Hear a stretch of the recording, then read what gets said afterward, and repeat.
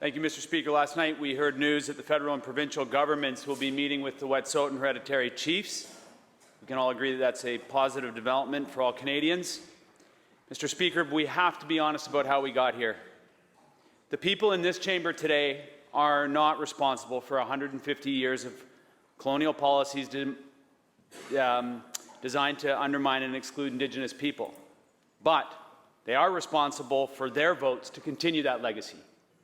This time last year, nearly every member of this chamber voted to provide the ignition point for this conflict. Bill 10 handed billions of taxpayer dollars to LNG Canada, inducing their final investment decision. All members of this chamber, excluding the BC Green Caucus, voted more than a dozen times, knowing full well of the long-standing rights and title challenges in that territory. When the BC Green Caucus was notified of the government's intention to push forward on the project, I asked whether they had a plan to resolve the situation, the long-standing situation. I was told not to worry about it. It's taken care of. Well, this does not appear taken care of, does it? Honourable Speaker, my question is to the Minister of Indigenous Relations and Reconciliation. Why did this government vote to advance LNG Canada before clarity around governance and reconciliation in the territory had been established? Minister, Indigenous Relations and Reconciliation.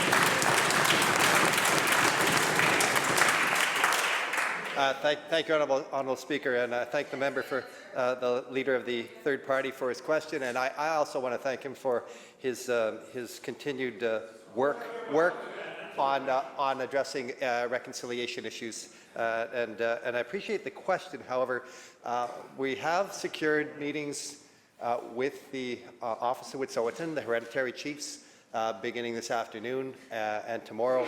I believe that this is a hopeful sign.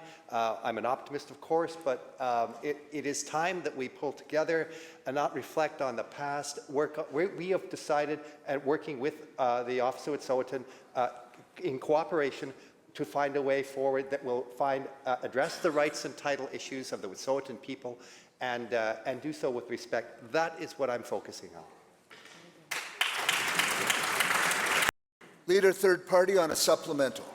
Difficult thing not to acknowledge the actions that got us here, and over generations and decades, actually. And now that the on and off again talks are on again, it's my sincere hope that the representatives going to the Wet'suwet'en territory to sit at a table for as long as it takes for a good faith solution to this Coastal Gaslink conflict, and not just deliver an ultimatum.